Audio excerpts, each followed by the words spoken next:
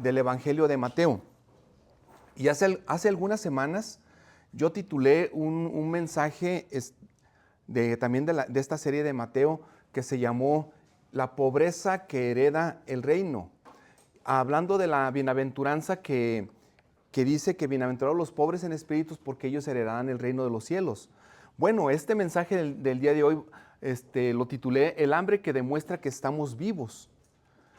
Pero por esta bienaventuranza, Mateo 5:6, que también los que tienen Biblia y quieren ya abrir sus Biblias, ya vayan abriendo ahí en Mateo capítulo 5.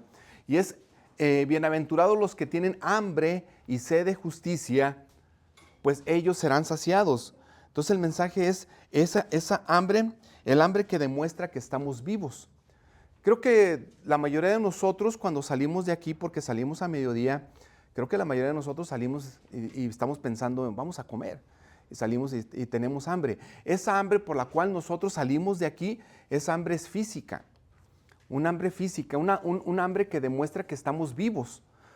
Y espero que también cuando ustedes venían en camino, cuando ustedes venían para acá o ya estaban pensando en llegar a la iglesia o en la semana, también ustedes pudieron sentir un hambre, pero también no solamente física, sino un hambre que vamos a hablar el día de hoy, un hambre espiritual, que en la cual Dios se va a encargar de saciarlos a ustedes y de saciarme a mí, nos saciará. Quiero platicarles acerca de una historia del mismo tema que estamos hablando hoy, acerca del hambre que revela vida. Y es una historia que pasó en la Segunda Guerra Mundial. Durante el año de 1944 y 1945, durante el llamado invierno del hambre, en los Países Bajos ocupados por los nazis, miles de familias sobrevivían con raciones mínimas. El hambre era tan severa que muchos sufrían debilidad extrema. Sin embargo, médicos que documentaron la crisis observaron algo impactante. Y ellos dijeron, mientras una persona aún sentía hambre, había esperanza. El hambre, aunque a veces es dolorosa o insistente, era una señal de que el cuerpo seguía luchando por vivir. Lo verdaderamente alarmante era cuando el hambre desaparecía de las personas. Ahí sí se alarmaban todos, cuando las personas dejaban de tener hambre. En algunos casos avanzados de inanición, el cuerpo entraba en un estado tan crítico que el deseo de comer se apagaba. Y en muchos, en ese tiempo, el apetito, el deseo de tener hambre se apagó. Los médicos sabían que eso era una señal de peligro extremadamente muy alta. El organismo ya no respondía como debía. La ausencia de hambre no era alivio, era advertencia de que la vida se estaba apagando. En muchos hogares, y tal vez ustedes han de haber visto películas en las cuales nosotros veíamos una pobreza extrema en algunos lugares de nuestros países o en algunos lugares del mundo, y en lo cual a veces deseaban los papás que los niños no tuvieran hambre, para que no pidieran o para que no lloraran. Bueno, cuando el hambre se apaga, y estoy hablando del hambre física, cuando el hambre se apaga, no es que sea un alivio, sino que la vida se estaba yendo. Jesús dice aquí en Mateo capítulo 5, versículo 6, bienaventurados los que tienen hambre y sed de justicia, pues ellos van a ser saciados. Los que tienen hambre y sed de justicia, ellos van a ser saciados. El hambre espiritual funciona de manera similar al hambre física. El creyente regenerado, el creyente, aquel que ha sido salvado, siente una necesidad continua por la justicia de Dios. Y siente esa necesidad. El que es creyente, el que es cristiano, el que ha sido regenerado, el que ha sido salvado, el que tiene el Espíritu Santo, empieza a sentir alarmantemente como un deseo, una necesidad por la justicia de Dios. Puede doler porque revela nuestra insuficiencia, pero ese deseo es evidencia de que tu vida espiritualmente está caminando. El verdadero peligro no es sentir hambre por la justicia, sino el verdadero peligro es no sentirla jamás. Cuando tú y yo empezamos a sentir esa hambre por la justicia de Dios, déjame decirte que ese no es el peligro. Vas por ese camino en el cual debemos de sentir hambre y sed de esa justicia de Dios. Pero el peligro es que no la sientas. La ausencia de deseo por Dios revela un corazón espiritualmente enfermo o adormecido. Cuando tú estás viviendo una vida en ausencia de Dios, pues revela un corazón totalmente enfermo y dormido, casi muerto. Así como el hambre física en medio de la escasez era señal de supervivencia, el hambre espiritual es señal de que el Espíritu está obrando. Tú tienes hambre, quieres saber, quieres conocer, quieres aprender, quieres escuchar, estamos aquí, quieres convivir con el cuerpo de Cristo, con la iglesia, quieres estar ahí junto. Esa hambre es una señal de que el Espíritu está obrando en ti y en mí. Y la promesa de Cristo asegura que esa hambre no quedará sin respuesta. Dios va a saciar el alma que busca. Y por eso estamos nosotros en esta bienaventuranza que es Mateo capítulo 5 versículo 6, que bienaventurados los que tienen hambre y sed de justicia, porque ellos serán saciados. Por favor, inclina tu rostro unos instantes, voy a orar. Padre, gracias Dios por este tiempo. Ayúdanos, mi Dios. Ayúdanos a que nosotros podamos sentir esa hambre y sed de esa justicia tuya. Y que podamos tener esa hambre y sed de poder aprender más, de poder conocerte a ti.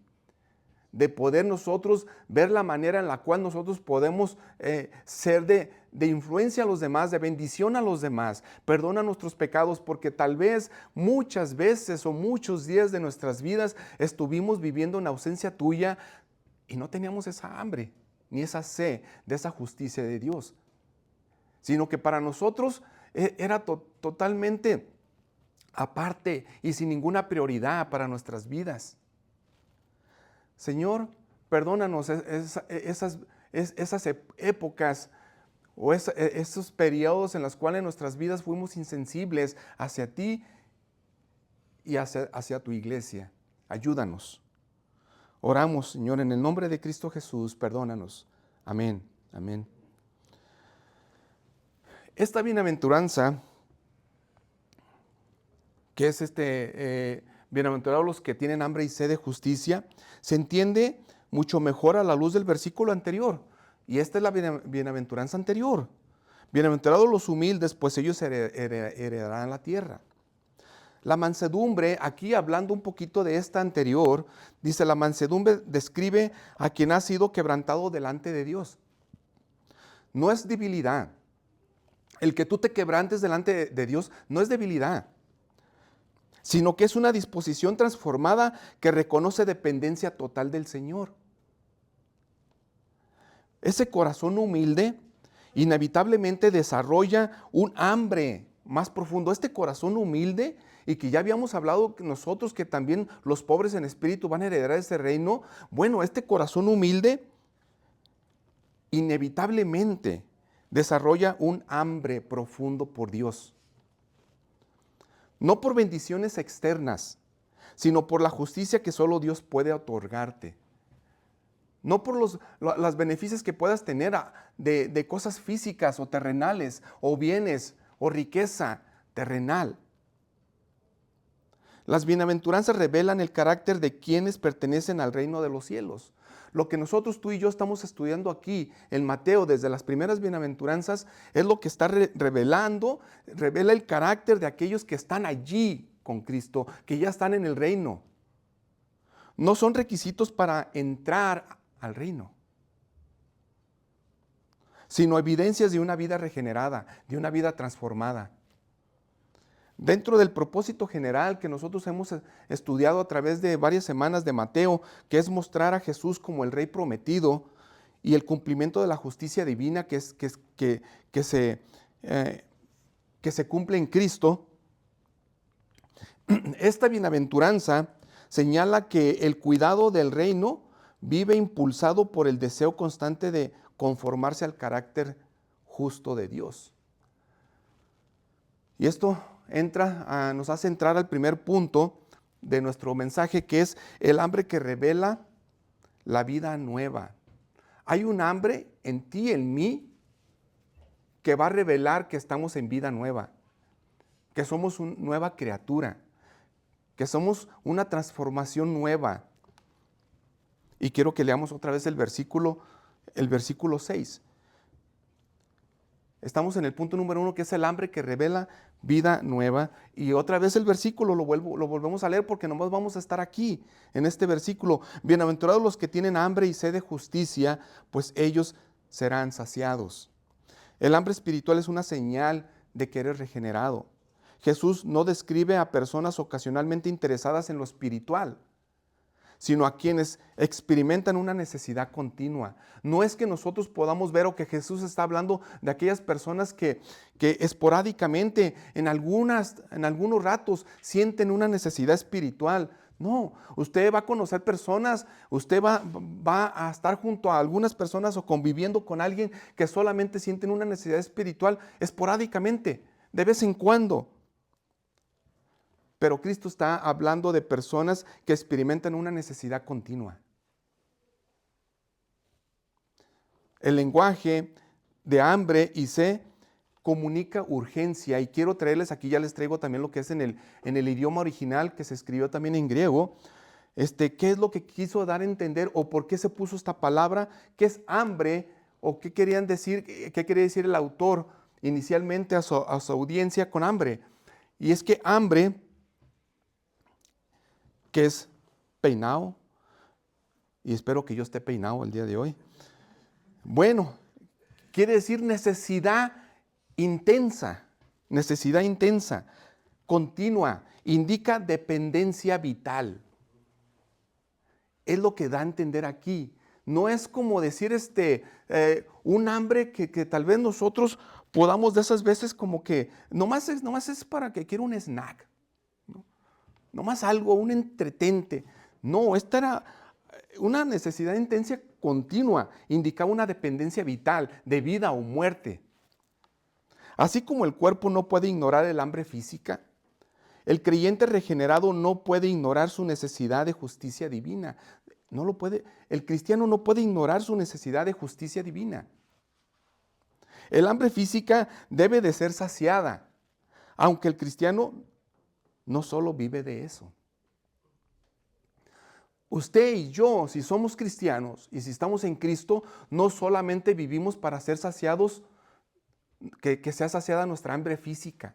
No solamente de hambre física vamos a estar viviendo si usted y yo somos cristianos. Y esto lo vimos anteriormente en Mateo 4:4. Ya lo habíamos hablado, donde Jesús le responde, y es cuando Jesús es tentado en el desierto por Satanás. Y que él tuvo hambre porque estuvo ayunando 40 días y 40 noches.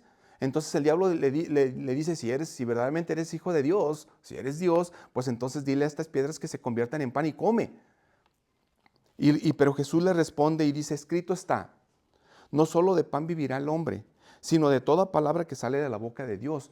Tú y yo, o aquel cristiano, aquella persona regenerada, aquel que ha sido transformado, salvado, no solamente va a vivir de saciarse su hambre física. Porque tenemos que saciar el hambre física. Pruebe usted sin comer nada algunos días. Pruébelo algunos días. Y si usted dice, bueno, pues fíjense que yo ya aguanté hasta casi una semana. Imagínense, no sé si aguantaremos una semana sin comer nada. Pero supongamos que sí, pruébele, sígale, para que vea, no coman nada, más días, algunas semanas, se va a enfermar. Posiblemente se muere, posiblemente. Ok, entonces nosotros ocupamos alimentarnos de esa necesidad física para vivir. Pero el cristiano no solo de pan vivirá, sino de toda palabra que sale de la boca de Dios. Esa hambre no podrá ser saciada por disciplina humana. Tú y yo no podemos, el hambre espiritual no va a ser saciada por esa disciplina humana que tú y yo decimos, es que yo como a las 2, porque si no como a las 2, me va mal. Y estoy disciplinado, tanto así que el lonche es a las 12 y la comida a las 5 y el desayuno, y hasta hacemos una disciplina. Estamos disciplinados. Es bueno tener disciplina, mis hermanos. Es bueno que incluso ustedes y yo tengamos esas maneras correctas por comer mejor. Sí es bueno, porque también tenemos que cuidar nuestro cuerpo, porque es templo del Espíritu Santo. Pero esa hambre espiritual no podrá ser saciada por disciplina humana, sino por la obra interna del Espíritu Santo. Así va a ser saciada. Por esa obra que va a hacer el Espíritu Santo en nosotros, dentro de nosotros. Mira lo que dice Juan. Juan capítulo 6, versículo 35. Estoy saciando mi sed. Mis hermanos. Juan capítulo 6, versículo 35 dice, Jesús le dijo, yo soy el pan de vida. El que viene a mí no tendrá hambre, y el que cree en mí nunca tendrá sed. ¿De qué está hablando? ¿De quién creen ustedes que está hablando? ¿Que Jesucristo está hablando de esa comida física? ¿De esa agua física? O sea, como esta agua física, ¿estará hablando de eso? Dijo, yo soy el pan de vida. El que viene a mí no tendrá hambre. Está hablando de esta bienaventuranza que nosotros también estamos tratando el día de hoy. Que todos aquellos que tienen hambre y sed de justicia van a ser saciados. Es Cristo. Si Cristo es el justo, porque así dice la Biblia, Él es el justo murió por los injustos, y yo tengo al justo, entonces tengo su justicia. Si yo tengo al justo. Si yo no tengo a Cristo, no tengo al justo, no tengo su justicia, no voy a amar su justicia. No la voy a buscar, no la voy a desear. Y ahorita vamos, ¿qué es eso de justicia? ¿Qué es lo que tenemos que buscar? Y la sed que habla aquí también es diferente. Por eso les traje esta palabra. Sed, que en el idioma original implica que es un deseo profundo que solo puede ser satisfecho por una fuente verdadera. Nosotros podemos satisfacer nuestra sed física pues, con agua, con alguna otra cosa, tal vez, algunos, mayormente por agua, pero podemos satisfacer esa sed. No sé si ustedes conocen, yo quiero hablarles acerca de hace muchos años, y todavía sigue esta soda, el Square, ¿no? Ustedes ya conocen el Square. Bueno, en Guadalajara hace muchos años, en México, en mi país, ese refresco lo hacía una compañía, o sea que era otra marca también de refrescos, Hidralaga, y estaban juntos el Square, Hidralaga, sacaron un anuncio del Square y decía que verdaderamente quitaba la sed. O sea, Square quita sed. Incluso cuando ustedes llegaban a comprar Square, o sea, ya hasta pedías uno que quita la sed, un quita sed, que decía que quitaba la sed. Bueno, ahora que soy mayor y adulto, ya en aquel tiempo era un muchacho y me la creí que quitaba la sed. Pero regularmente usted está a veces tomando una bebida y le da hasta más sed. Tiene sed y toma soda y le da más. Le da más. Pero la sed que está hablando aquí Jesús, la sed que está hablando aquí es un deseo profundo que solamente puede ser satisfecho por una fuente verdadera. Él es la fuente verdadera, Jesús. Y quiero que leamos una historia. Esta historia no está aquí porque son varios versículos, pero usted no pierda Mateo, pero vaya a Juan, al Evangelio de Juan. Vamos a leer la historia de la mujer samaritana. A Juan capítulo 4. Busque Juan. Y quiero que leamos esta historia de la mujer samaritana, Juan capítulo 4, y les quiero leer yo los versículos desde el 5 hasta el 14. Juan capítulo 4, versículos del 5 al 14. Voy a esperar ahí para que lo encuentren. Evangelio según San Juan, capítulo 4. Y el versículo 5 en adelante dice,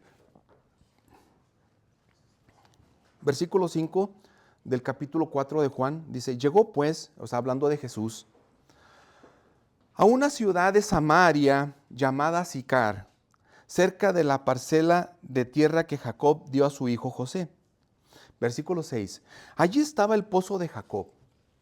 Entonces Jesús, cansado del camino, se sentó junto al pozo. Era cerca del mediodía. Entonces, dice el versículo 7, una mujer de Samaria vino a sacar agua. Y Jesús le dijo, dame de beber. Jesús le dice a ella, dame de beber. Pues sus discípulos habían ido a la ciudad a comprar alimentos. Y el versículo 9, entonces ya la mujer le contesta. Entonces la mujer samaritana le dijo, ¿cómo es que tú, siendo judío, me pides de beber a mí que soy samaritana? Porque los judíos no tienen tratos con los samaritanos. Versículo 10. Jesús le respondió, si tú conocieras el don de Dios y quién es el que te dice, dame de beber, tú le habrías pedido a él y él te hubiera dado agua viva. Ella le dijo, Señor, no tienes con qué sacarla y el pozo es hondo. ¿De dónde pues tienes esa agua viva? El versículo 12, ¿acaso eres tú mayor que nuestro padre Jacob, que nos dio el pozo del cual bebió él mismo y sus hijos y sus ganados? Y el versículo 13 dice, Jesús le respondió, todo el que beba de esa agua volverá a tener sed, de esa agua física, de esa agua del pozo, volverá a tener sed. Pero el 14 dice, pero el que beba del agua que yo le daré, no tendrá sed jamás, sino que el agua que yo le daré se convertirá en él en una fuente de agua que brota para vida eterna. Jesús mismo se proclamó el pan de vida.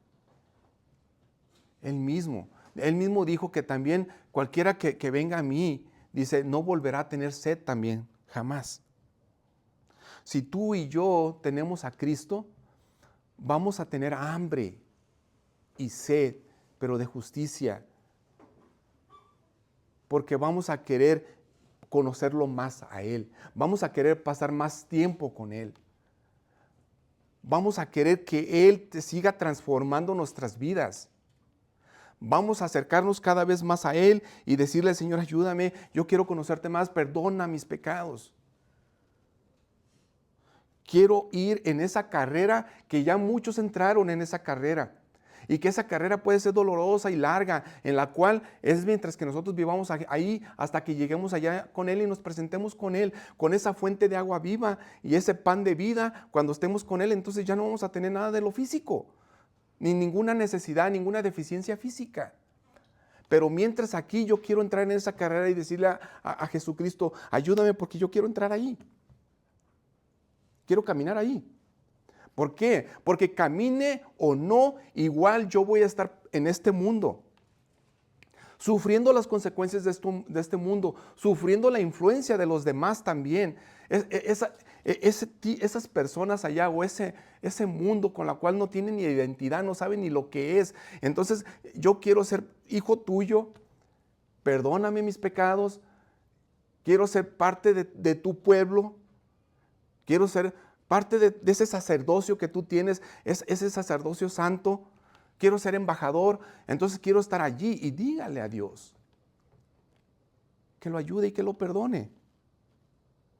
Entonces una vez estando con Él, una vez estando Él con nosotros, vamos a estar en unidad. Entonces tenemos al justo, tenemos a Cristo, vamos a tener a Él. Sed y hambre no vamos a tener ya. Para morirnos acerca de lo que es lo físico, sino que vamos a estar viviendo con Él y con una hambre y sed, pero de querer conocerlo más. Aquí cuando habla y cuando estamos hablando de la mujer samaritana, porque el Señor Jesucristo llega ahí a Samaria, e incluso en ese tiempo, para hablar un poquito del contexto de lo que pasó allí, es de que los judíos y los samaritanos no se llevaban. No se querían, se odiaban. Incluso cuando los judíos tenían que ir de un lado a otro y que a medias estaba Samaria, rodeaban, aunque duraran más días, porque acuérdense que también en aquel tiempo caminaban o andaban en sus animalitos, pero era la manera de transporte, aunque duraran más tiempo, preferían y no cruzar por ahí. Pero Jesús intencionalmente pasa por ahí y era necesario pasar por Samaria y estar allí. precisamente allí donde las mujeres también era costumbre y era la tradición de que eran las que iban a sacar agua. Y otra de las cosas también que también la gente lo puede ver raro es que los hombres y las mujeres no tenían que tener contacto tampoco de platicar, por sus costumbres también que tenían. Entonces todavía la mujer se admira todavía más cuando dice, pero tú eres judío y vienes y tú me pides. Y le pide de beber. Entonces él le dice, si tú supieras quién te está pidiendo que tú le des agua de esta, tú vendrías a mí y no tendrías sed jamás, porque yo soy la fuente de vida eterna, de agua viva.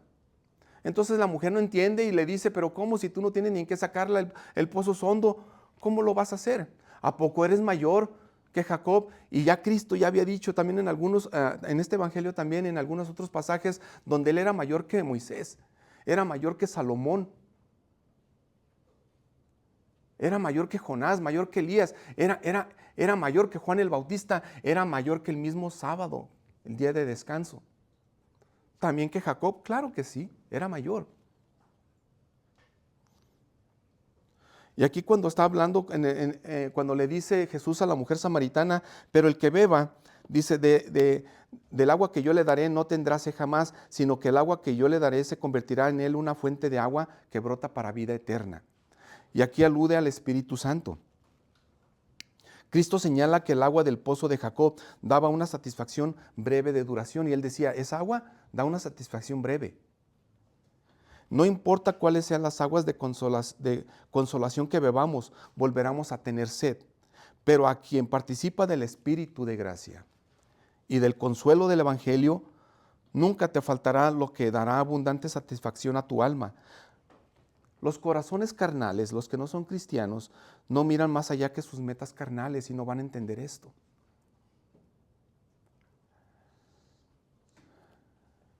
Pero tú, si quieres buscar consolación por otro lado, saciar tu sed, tu hambre por otro lado, otras cosas, pues vas a volver a tener sed. Porque esto está escrito, esto sí pasa, vas a volver a tener sed. Mira, Isaías habla de la sed, de los sedientos, Isaías 55 del 1 al 2. Todos los sedientos vengan a las aguas. Y los que no tengan dinero, vengan, compren y coman. Vengan, compren vino y leche, sin dinero, sin dinero cómprenlo, sin costo alguno. ¿Por qué gastan dinero en lo que no es pan? ¿Y su salario en lo que no sacia? Escúchenme atentamente y coman lo que es bueno, y se deleitará su alma en la abundancia. ¿En qué estás gastando tu vida? ¿En qué estás gastando tu dinero, tus bienes, tus recursos? ¿En qué los gastas? ¿Por qué gastas en lo que no es pan? Si Jesús dijo, yo soy el pan de vida. ¿Y tu salario en lo que no sacia? ¿En dónde estás tú derrochando todos tus bienes? Dice Isaías y les dice a ellos, escúchenme atentamente y coman de lo que es bueno. Y se deleitará su alma en abundancia. Ahora, sabiendo esto, tú y yo, de lo que estamos hablando, esa hambre y sed no es lo que inmediatamente viene a nuestras mentes con hambre y sed de necesidades físicas. Vamos a leer otra vez el versículo que estamos, el versículo 6. Bienaventurados los que tienen hambre y sed de justicia, pues ellos serán saciados. Creo que tú y yo ya estamos pensando diferente de qué se está tratando esta bienaventuranza. Tal vez alguna vez lo habíamos leído, lo habíamos escuchado y tal vez sí pensamos que era hambre física, si era sed física. Y tal vez nosotros nos imaginamos entonces diciendo, bueno, pues entonces yo buscando a Dios, buscándolo a Él, estando en alguna iglesia, entonces esa hambre física va a ser saciada. Tal vez nos fuimos por el asunto físico, que Dios ni en lo físico nos va a dejar tampoco, porque Dios sabe de que tenemos necesidad, incluso antes de que nosotros la pidamos. Si tu necesidad física tuya y mía es comer también comida física, porque Dios no la va a negar. Si eso necesitamos para vivir. Bienaventurados los que tienen hambre y sed de justicia, pues ellos serán saciados. ¿Qué justicia? ¿De qué está hablando? Ahora sí, vamos a hablar de esa justicia. ¿Qué justicia? La que el mundo pide a gritos. ¿Será que Jesús está hablando de esa justicia que el mundo pide a gritos y que se pone afuera diciendo justicia, queremos justicia? ¿De qué justicia está hablando aquí? Pues vamos nosotros al idioma original. Justicia, que da a entender o implica rectitud conforme al carácter de Dios. A esa justicia se está hablando. Y por eso se escribió esto. Una rectitud, un camino que tú quieres andar conforme al carácter de Dios. Incluye esto, posición justa e integridad moral. Ahí está hablando. Esta es la justicia que está hablando. ¿Eres una persona íntegra? Aparte de íntegra, ¿eres una persona moralmente correcta? ¿Quieres tú caminar conforme al carácter de Dios? Si tú y yo decimos y nos complacemos o alardemos que cuando decimos que nosotros somos creados a imagen de semejanza de Dios, porque sí somos creados a imagen y semejanza de Dios, ¿caminas tú a esa imagen y semejanza de Dios? ¿O estás tú caminando de una manera que denigra y que pisoteas esa semejanza de Dios? El creyente encuentra gozo en la justicia imputada quiere decir que es impuesta, puesta en mí, alguien la puso, de Cristo, que es Cristo, en todo el proceso de santificación. El creyente va a encontrar gozo en todo ese trayecto. Aún tú y yo sufriendo consecuencias, teniendo adversidades, pasando las cosas tal vez o a enfermedad en uno, en la familia, no sé, diferentes cosas, aún ahí vamos a encontrar gozo en esa santificación. Al seguir el ejemplo de Cristo, tu hambre y sed de justicia se manifestará en un servicio genuino, intencionalmente también. Eso se va a manifestar en tu vida. Vas a querer servir a Cristo, vas a querer servir a Dios, a los demás también. Se va a reflejar también, que vas a empezar a ver lo que antes tal vez no hacías. Cuando tú y yo estamos viendo ya también el beneficio de los otros. Generalmente estábamos viendo casi siempre nuestro propio beneficio. Ahora vas a empezar a ver el beneficio de los demás. Y vas a empezar a trabajar y a servir para los demás. Y cuando dice, van a ser saciados, esta palabra también la traje. Saciados es llenura completa, satisfacción divina.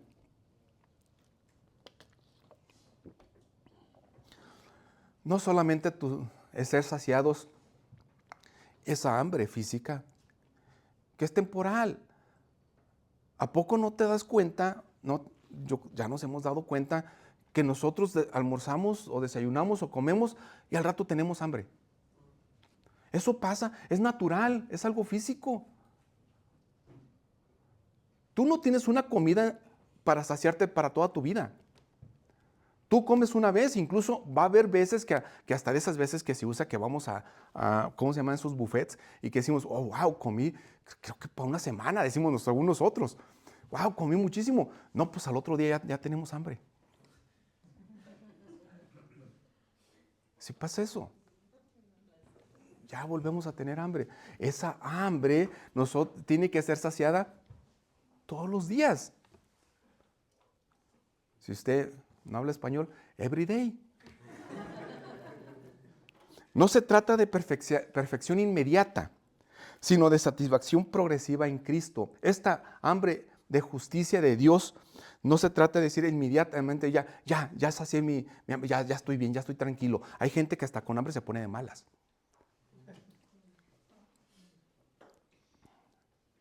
Y esa hambre va a ser saciada momentáneamente. Al rato vuelve a tener hambre y vuelve a estar de malas. La hambre y sed de la que está hablando aquí es diferente. No es inmediata, sino es una satisfacción progresiva en Cristo. Y es una santificación. Y tú ahí vas a encontrar gozo. Y te va a dar más hambre. Cada vez que tú y yo empezamos a conocer más a Dios, más hambre tenemos. ¿Sí?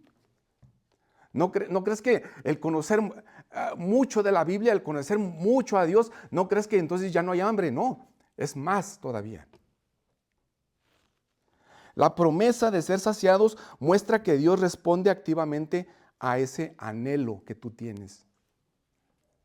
Entonces es una promesa. Entonces dice que si tú tienes hambre y sed de justicia de Dios, es una promesa. ¿Sabes qué? La buena noticia es que vamos a ser saciados. No te va a dejar con hambre. Vamos a ser saciados. Aquí va a seguir creciendo esa hambre por Dios, pero va a llegar el momento en que vamos a estar completos. Hay un momento en cual Dios te sacia completamente. Y es estando allá. Aquí crece el hambre por Dios. La vida nueva produce un deseo que Dios mismo se compromete a satisfacer. Eso Dios se compromete a satisfacer. No te preocupes por esa satisfacción. Eso Dios se encarga. Eso es de Dios.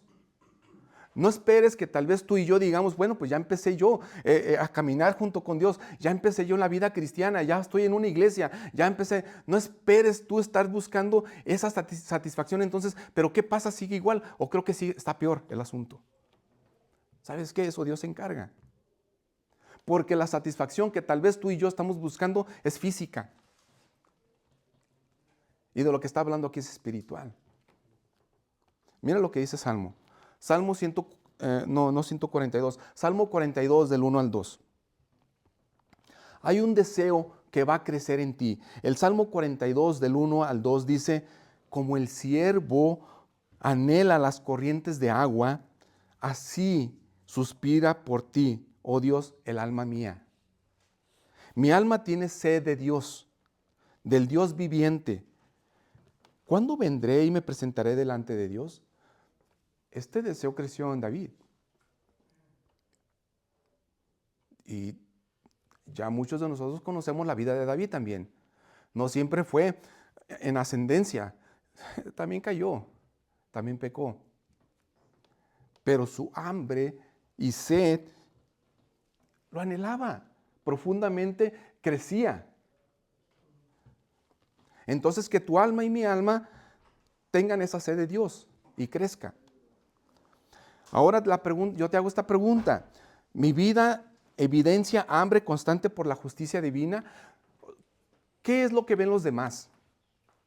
¿Mi vida está evidenciando que yo estoy anhelando esa justicia de Dios? ¿El yo reflejar el carácter por el cual yo fui creado? Si Él me salvó, ¿estoy yo reflejando su imagen y semejanza? ¿Busco satisfacción espiritual en Cristo? ¿O tal vez busco satisfacción en otras cosas, sustitutos? Como el cuerpo debilitado revela falta de alimento, un cristiano sin deseo por justicia muestra señales de debilidad espiritual. El hambre saludable es evidencia de vida. Entonces, si tú y yo tenemos hambre, esa saludable por Dios, entonces es una evidencia que estamos vivos. Y es una evidencia que estamos vivos en Cristo y que tenemos nueva vida. Examina tus deseos diarios. Cultiva hábitos que alimenten tu hambre espiritual. ¿Cómo qué? ¿Cómo leer la palabra de Dios? Sigue leyendo. Ahorita no te preocupes tanto por entender. Poco a poco vamos a entender más, porque también eso es cosa del Espíritu Santo también. O sea, si nosotros leemos sin que el Espíritu Santo nos esté quitando ese velo, entonces nosotros vamos a estar leyendo sin entender. Pero si vamos poco a poco entendiendo, estás entendiendo estos mensajes también, el Espíritu está obrando. Entonces cuando tú leas, pídele ayuda al Espíritu Santo y dile, ayúdame. Y dile que no entiendes nada. Cuando no entiendas nada, dile, no entiendo nada. Ve con los demás, apóyate con otros que entienden un poco más la palabra de Dios. Y dile, ¿cómo le hago? ¿Cómo hago para entender esto? Las mujeres, y otra vez les digo felicidades, y no me voy a cansar de decirles, están teniendo esos estudios que van a crecer muchísimo cuando ustedes lleguen al final. Muchísimo. Y creo que ya están creciendo ya ahorita, y apenas creo que van en 4 semanas. Ahí. Van a crecer. Los que venimos los jueves estamos viendo cómo estamos creciendo, cómo crecemos también, cómo aprendemos. Busca más de la palabra. Escucha también música cristiana. Escucha música que te edifica, no música que te va a destruir más de lo que ya estamos tal vez. Ora, empieza a orar. Y si no sabes, pues pídele perdón a Dios y dile, ni siquiera sé orar. Dile a Dios, ni siquiera sé cómo hacerlo. Simplemente te pido que me ayudes y que me hagas un siervo más tuyo. Y ten comunión. Busca la comunión con los demás. No te apartes. Cada vez que alguien se aparta más y más y más, pues más se hunde. No te apartes. Busca la comunión con los demás. Reconociendo que el crecimiento es obra de Dios. Reconoce que tú y yo estamos creciendo por la obra de Dios. No crees que es porque tú y yo estamos haciendo cosas que nos estamos ganando eso. No, sé humilde y busca el crecimiento sabiendo que Dios es el que hace la obra. Y tú hazlo intencional, sí, búscalo. Dios te llama no solo a anhelar, sino a responder activamente a las necesidades de los demás con amor y compasión. Busca también ayudar a los demás. Comprende tal vez, incluso empieza a meter también en el dolor de los demás. No solamente tú o yo soy el único que estoy pasando esto. No solamente soy el único que estoy sufriendo. Empieza a tener empatía. Ve también los demás lo que están pasando también. Y ora por ellos. Y ayuda, empezamos a ayudar. Y ten compasión de los demás también. Y por último quiero acabar con esto que dice el deseo regenerado por la justicia. Este es el deseo regenerado por la justicia. Hay un deseo ya que ya cuando tú eres cristiano empiezas a ver las cosas diferente. El deseo regenerado por la justicia. Esto nos llevó a lo que estamos hablando, este otro punto. Y otra vez el versículo 6. Bienaventurados los que tienen hambre y sed de justicia, pues ellos serán saciados. La justicia que el creyente anhela no es meramente conducta externa, sino conformidad interna del carácter de Dios. Otra vez te lo repito. Tú vas a buscar justicia. ¿Qué vas a buscar? Esa justicia es una conformidad. Te quieres conformar internamente al carácter de Dios. La regeneración transforma los afectos. Lo que antes era indiferente, ahora es prioridad. Mira, cuando ya estamos en Cristo y cuando estamos buscando la justicia de Dios, entonces lo que para ti no era prioridad, piensa bien cómo era tu vida. Piénsalo bien. Piensa bien si en tu vida estaba ir a la iglesia.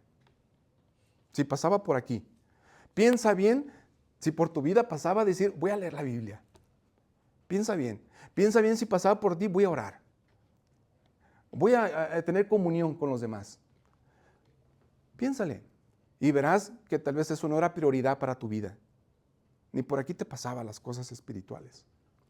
Ahora aquello que antes era indiferente para ti empieza a ser prioridad. Y lo empiezas a poner como una prioridad. ¿Por qué estamos aquí? ¿Por qué para nosotros o para muchos de nosotros tal vez esto ya es como un estilo de vida, como es parte de la vida ya? Yo no es tanto de decir, y la iglesia, otra vez la iglesia. ¿Se pone así cuando viene el domingo? No, sino que con gozo y dice, ya, ahí viene el domingo. Y quiere estar con los demás. El creyente desea agradar a Dios no para ganar la salvación, sino porque ya ha sido hecho nuevo. ¿Ya eres nuevo? Entonces tú buscas agradar a Dios. ¿Eres transformado? ¿Eres regenerado? Estabas de este lado en la cual tú eras enemigo de Dios y estabas incluso combatiendo contra Dios, peleando contra Dios. Él te quita y te pone en esta nueva familia y tú empiezas a agradar a Dios. Quieres hacer todo para la gloria de Dios. Así debería de ser. Que todo lo que hagamos nosotros, que todo lo que estemos haciendo, que nuestras decisiones, sea porque yo quiero agradar a Dios, sea porque yo quiero darle la gloria a Dios. De la justicia de la que está hablando el texto no es la que puede ser producida por el hombre, no es la justicia tuya y mía de la que está hablando el texto. Esa justicia está manchada. Si si el texto estuviera hablando de la justicia tuya y mía, no, no nos llevaría a algo bueno, porque esa justicia tuya y mía sí está manchada con pecado. Y esta justicia de la que habla el texto incluye justicia imputada y vivida, implica alineación moral con la voluntad divina, no autojusticia. No está buscando lo tuyo. ¿Se acuerdan el versículo 13 que es muy famoso, que le dicen incluso el capítulo de amor, 1 Corintios 13, que habla el apóstol Pablo, que el amor no busca lo suyo? Es una de las cosas de lo que habla del amor, porque habla de muchas cosas, pero entonces tú ya no buscas a buscar solamente lo tuyo, ya no. Porque el amor no busca lo suyo, y el amor que está hablando allí, y que dice que incluso que está hablando, al final es el amor por Dios, el amor por Cristo. Y el apóstol Pablo también lo termina diciendo, entonces, en el amor de Cristo, ¿quién nos podrá separar de ese amor? Nada. Pero si fuera tu justicia humana, esto sería, mira lo que dice Isaías 64:6, si estuviera hablando de la justicia que el mundo busca. Dice Isaías 64:6, todos nosotros somos como el inmundo y como trapo de inmundicia todas nuestras obras justas. Fíjense las buenas. Estas son las obras justas. Esas obras justas que tú y yo estamos haciendo humanamente sin Dios. Bueno, esas buenas, esas justas, son como trapo de inmundicia. Y por ahí el jueves estuvieron hablando algo acerca de qué es esto. Todos nos marchitamos como una hoja. Y nuestras iniquidades, como el viento, nos arrastran. Si esas son nuestras obras buenas, si esas obras son nuestras obras justas, imagínate las malas. ¿Hasta dónde nos llevará eso? Estas son las buenas. Y están manchadas de pecado. Sin Cristo, sin Dios. En Cristo ya es diferente. ¿Por qué? Porque la justicia de Cristo es imputada en ti, en mí es puesta. Entonces ya la justicia de Cristo ya la tengo. Ahí es diferente. Entonces yo lo que yo pretendo hacer y quiero empezar a caminar, entonces ya quiero para darle la gloria a Él. Antes yo buscaba mi gloria. Por eso esas obras son pecaminosas. ¿Por qué? Porque yo buscaba que me vieran, que me aplaudan, que me digan, o hacerles ver que no ven todo lo que yo hago. Eso está manchado de pecado. Pero si yo también hago cosas buenas, eso está manchado de pecado. E incluso cuando tú y yo podemos decir, hay otros peores que yo. Si tú te quieres comparar con alguien peor que tú, porque siempre va a haber, siempre va a haber alguien peor que tú y también alguien más cerca de Dios que tú, siempre. Siempre va a haber alguien más cerca de Dios que tú y yo, y siempre va a haber peores que tú y yo. Y si tú te quieres comparar con los peores para justificar tu pecado o apagar tu conciencia y decir, bueno, pues no estoy tan mal, te vas a ir de ese lado. Pero esas obras van a estar manchadas de pecado, porque lo bueno que vas a querer hacer, aún eso está mal. Imagínate lo peor que hagas. Esta justicia de Dios es mediante la fe, dice Romanos 3:22. Esta justicia de Dios es por medio de la fe, y Efesios dice que ni siquiera la fe es de ti ni de mí, sino que es un don de Dios, dice Efesios 2:8 y 9. Es por medio de la fe en Jesucristo, es la confianza en Cristo. Por eso, mira, te dice, entonces, esta justicia es por la fe, la confianza que tú depositas en Cristo. Estoy en Él. Si Él es el camino, pues no busques otro camino. Él es el camino, entonces busca a Cristo, ve a Cristo, corre a Cristo, tienes todo. Él es el justo, Él es el camino, Él es la verdad, Él es la vida, Él es la resurrección, Él es el pan de vida. ¿Qué más necesitas? Este deseo impulsa la santificación. La justicia es tanto declarativa, o sea, lo que es la justificación, como transformadora. Y esto se vuelve en santidad, en santificación.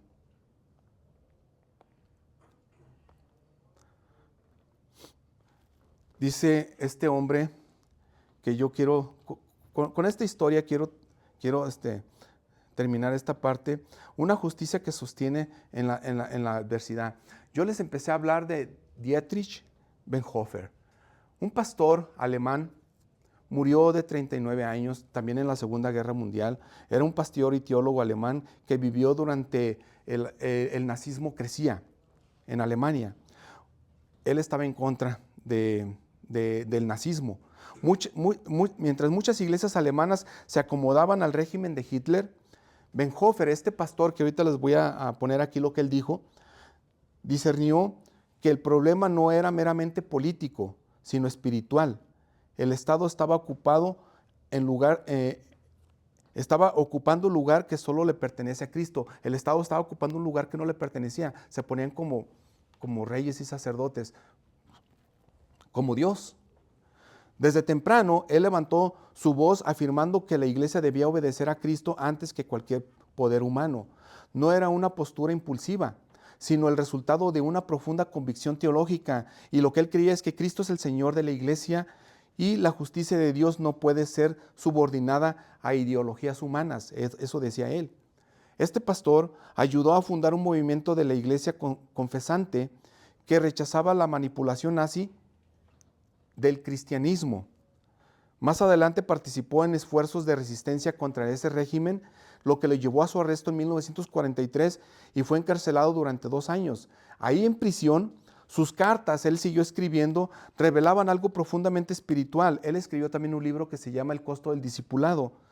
Y él dice, no amargura, no desesperación, sino una serenidad alimentada por la comunión con Cristo. Y él estaba preso adentro. Escribió acerca de la necesidad de una fe costosa, o él también le habló, no tengas una fe barata. Una fe que no solo hablaba de gracia, sino que vive conforme a la justicia de Dios, incluso cuando te cueste todo. Y él había perdido todo, incluso su libertad. Finalmente, en abril de 1945, fue ejecutado y fue ahorcado. Testigos relataron que enfrentó la muerte con calma después de orar. Su hambre por la justicia de Dios no fue una emoción pasajera, fue un deseo profundo que sostuvo su fidelidad hasta el final. Y esto es lo que él dice. El verdadero discípulo no solo recibe perdón, anhela justicia. Un discípulo no solamente decir, es que yo anhelo perdón o busco el perdón, porque sí queremos que Dios nos perdone, pero anhela la justicia.